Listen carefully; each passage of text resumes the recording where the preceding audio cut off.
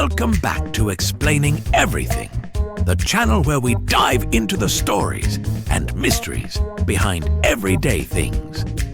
Today's curious question comes from one of our awesome viewers, Cactus Jack 77.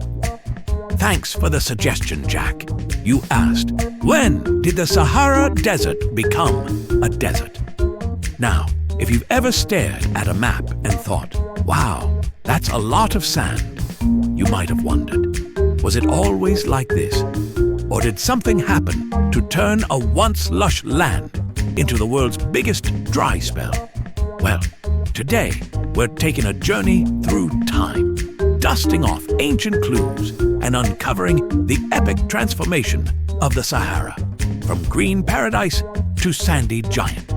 So grab your camel, or at least a comfy chair, and stick around as we explore the wild history of the Sahara Desert. Right here on Explaining Everything.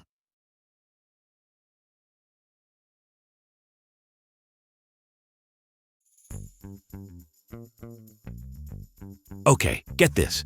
The Sahara wasn't always a desert. Yup. Thousands of years ago, it was actually green. I know. It sounds like the desert equivalent of your friend who claims they used to have abs. But it's true. Scientists call this time the African humid period. And back then, the Sahara was covered in grasslands, lakes, and even hippos. Yes, hippos. Just chilling in the Sahara. It's like nature accidentally installed the wrong climate update and just rolled with it for a few thousand years. Imagine going on a safari there and saying, look at that majestic... Wait, is that a crocodile?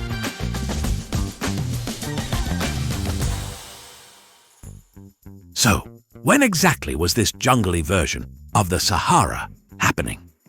Well, we're talking roughly 10,000 to 5,000 years ago. This was after the last ice age, when the Earth's orbit tilted just right, giving northern Africa more sunlight. That extra sun powered stronger monsoons, which brought lots of rain. Result? A lush, thriving Sahara. People even lived there. Archaeologists have found cave paintings of swimmers, giraffes, and elephants. Stuff you don't find in today's Sahara. Imagine living there back then. You'd tell your grandkids, ah yes, when I was your age, this was all grassland. And they'd be like, okay, Grandpa.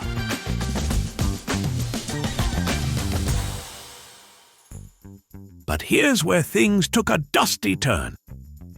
About 5,000 years ago, the Earth's orbit shifted again.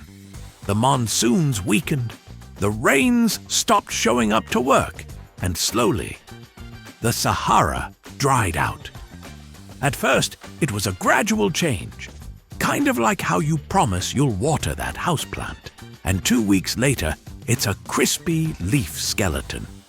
Except instead of one plant, it was an entire region the size of the US. This drying wasn't overnight, though. It probably took a few centuries. People living there had to move toward the Nile or other wetter areas, and the Sahara became more and more inhospitable.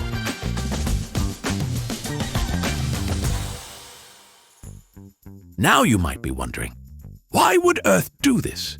Why take away the rain and leave us with dunes big enough to swallow a bus? The answer? Orbital cycles, also known as Milankovitch cycles. Fancy name, simple concept. Earth's tilt, wobble, and orbit change over tens of thousands of years, which affects how much sunlight different parts of the planet get. When Africa got lots of sun, monsoons came. Less sun, no monsoons. Mother Nature basically turned off the sprinkler system and left us all high and dry. And fun fact, these cycles mean the Sahara could technically go green again in the future. Though, maybe not in time for your next vacation.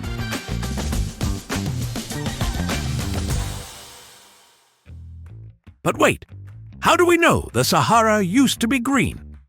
Good question. Scientists have dug deep, literally, into the sand and found ancient pollen, lake sediments, and animal bones buried under the dunes. The desert is like a giant time capsule. One big sandy receipt proving there was grass, water, and life. They've even found fish fossils in places that haven't seen a drop of water in thousands of years. Imagine telling a fish, "Hey buddy, this place will be underwater forever," and then bam, desert. Poor fish.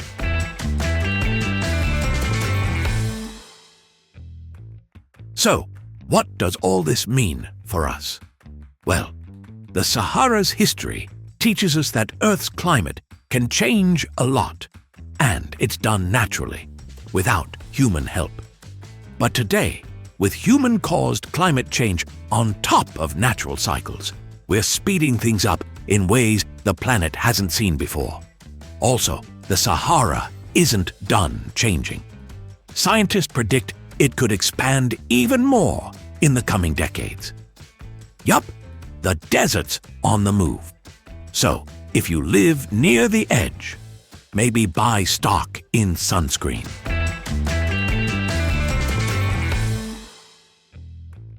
Before we wrap up, here are a few wild Sahara facts to sprinkle into conversations and sound super smart. The Sahara's dunes can be as tall as a 60-story building. Some parts of the Sahara do get snow. Not often, but it's happened. The desert is home to over 70 species of mammals, 90 species of birds, and lots of reptiles, including the adorable, nightmare-inducing sand viper. And bonus fun fact, the Sahara covers about 10% of Africa's total land area. That's a whole lot of sand. So next time you think of the Sahara as just a big empty desert, remember, it was once a lush, thriving paradise full of lakes, trees, and animals. Then Earth hit the cosmic dry cycle button, and here we are. And who knows? In a few thousand years, the Sahara might flip back again. That's right, what's now endless dunes could once more be lakes, forests, and hippo hangouts. If you like this video, hit that like button and subscribe. Also, if you have suggestions for our next video, feel free to share them in the comments below. We'll be sure to give you an acknowledgement for your contribution. Thank you for tuning in, and join us next time here in the channel that answers all the why, what, who, where, and how questions you've always wondered about, here on Explaining Everything.